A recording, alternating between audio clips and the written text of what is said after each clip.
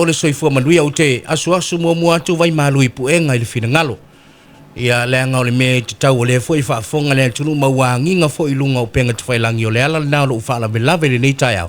O le nai whea ngai o tū mana ngā nuenga. Ia na o sina update lava i le tūlanga o mea na waia initial whana wa onga u te lo foi le tau whailo la le vaenga. E mawhai ana e saunoa le vaenga le whaamalmole a lusunga le lipule. Pa lo fetalai fono le ua mau atu le vaenga e pe o na fisiri foi. Ia whaafonga foi ia le tātou atu no. E mua na soa tu vai malui puenga i le tila foi le atu no i ni vaenga foi o le tala whea ngai. Ia o na o ami o ngā whanau. O le vaenga lea e pe o na iai foi le ata e pe o na alu i lunga le social media mau mai e foi finangalo o le tātou atu no. E o le aonga ia o loo malu puipuia vaenga o le aonga i le ima se meo whale tonu. Whaingo vasenga o piriota vasenga loto a ato le aonga o loo malu puipuia. O le mea le tātou te vevesia i nei. Ona o mea o laitu tu puitua. Pau ale ia vaenga o loo i loa ila o nga ole tō ninga le aonga. A o le pito la au ia whaia onga, ma le pūlenga o le komiti, ma le tūmalo. O lo ato toa, malu puipuia mea o mai tonu. A o tamaiti la ia, o lai sila tufo i le ata o lo i lo ato le tonga vao, ma me ele te tau na whaia e whanau. Ia o vaenga na. O le tūlanga fo i o tamaiti ia. O tamaiti ia o lo i le homeschool program le a onga. Filofia fono e pauni nei o le a onga e mātou te le te tūlia motu tamaiti.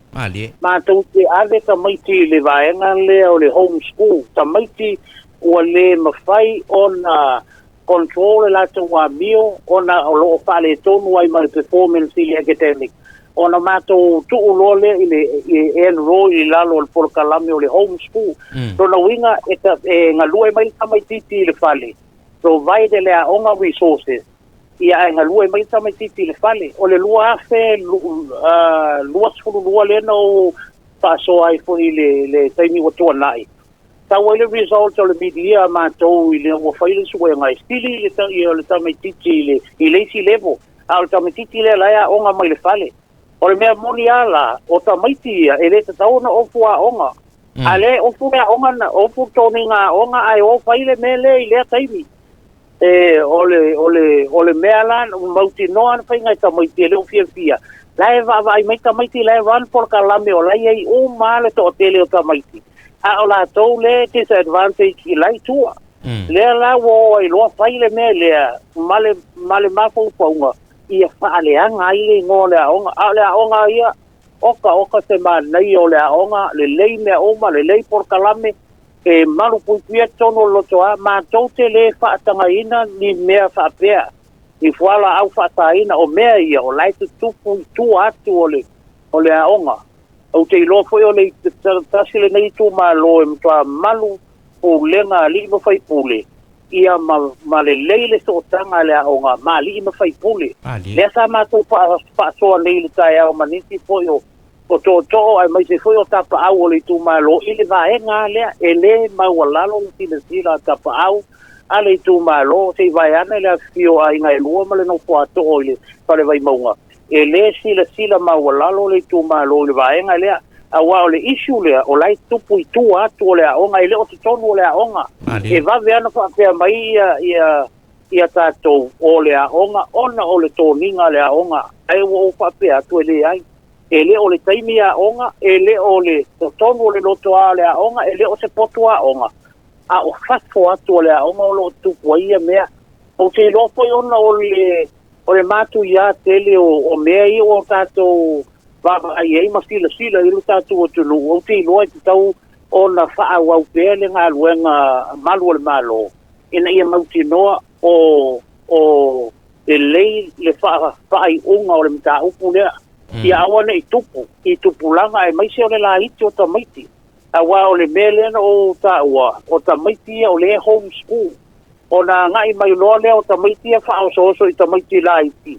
Ia o na ngai atu lea e pe le sa ili linga le aonga e to se furu la to lo maua ile vaenga le ia mai fai fo ia le fai unga tala pe ngai ina ia mauti no wa ole fa le tonu I e ono fa le tonu fo initia onga a ole me mauti no ia fai le fai unga tala pe ngai ina ia awaina I to e tupu le lumanai ai ia pui ai alo ma fa nau ale atulu ia mai se fo le nei tu malo ia male nga fa tai malo le sau no le fionga le lipule ia pe ana tantala no fo I se teimi le o te mamau le ala fuere na sa o apa I le tai ona le la o te manu I le ngole aonga ai mai se pa ia le tu malo ia tena le fo le fale vai maunga o le vaenga le wa sau no e tau tele e sa le lava le sau longa wa o le tilo fo le na male mai tau na ile ata e le o to tonu le aonga ai o se no foanga I tu atu male aonga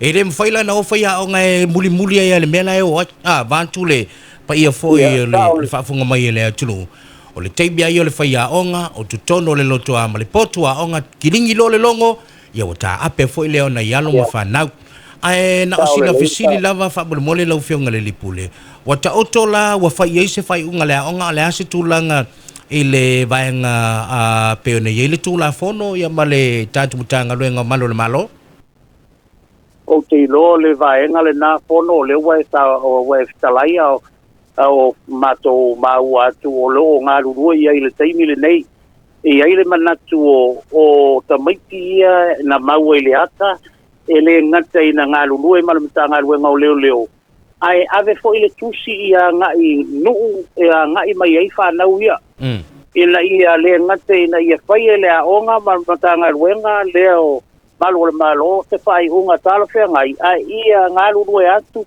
nga lu ane ia tato nu ali mo fai pule mai se male tua fo o nei me o le o ina o fa lawo o le pitola au tangata uma mali ia fai se pitola au matua manu ali mo fai pule e kalesia awai o fai ngo fia na fa lele mai nga I nei le onga mutua ina ona o le toninga ale a onga ai le o tomo le loto a e le o tono potua onga le fai ele nei a mio malu pui lava le aonga o tau tino atu kono ai mai se foi fa ponga angal tatu tu malo wai matai nganu roi fa tasi ale tu malo ni o vai monga o le aso koroile le na fa ele mata o pol kalame o le culture ia le na fa iloa I ta life I lunga o le penga ta fa ilang masila sila ia ta mo atoi e ngaluenga o lo fa tinoina peita iale o le aso nai le ka tato vai ia vaenga e pei o fa le anga ile ngole aonga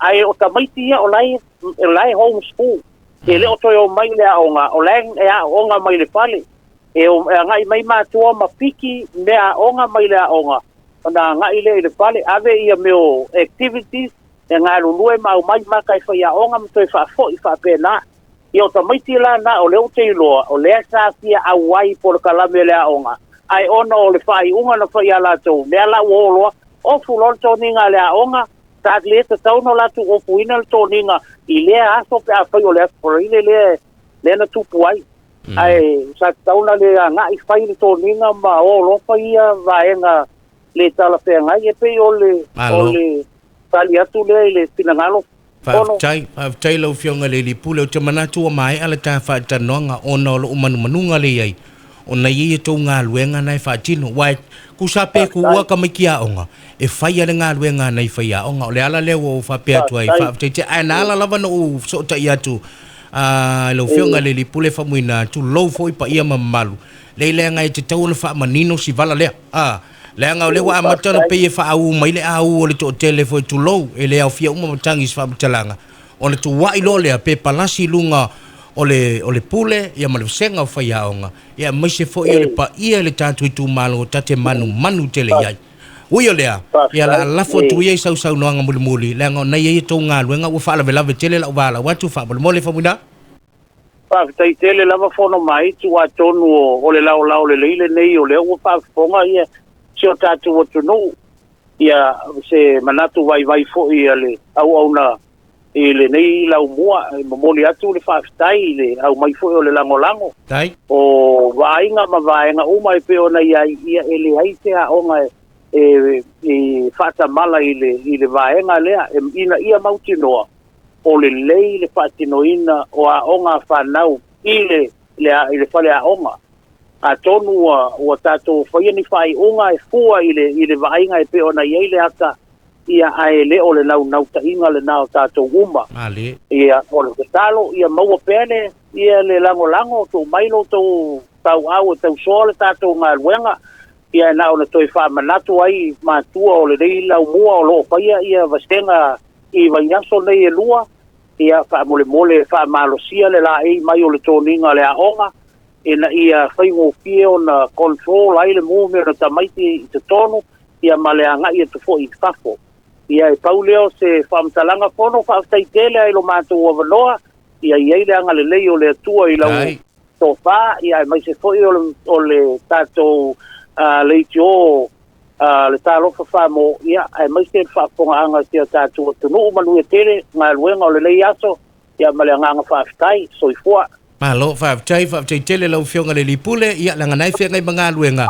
Ia au se teibi tātou e sotai, ai whaaftai tele lau fo e tusai o le tali mai le wala. Watu? Whaaftai. Ia manuia le nei aso. Ia manuia le nei aso whaaftai. Sai fo ia.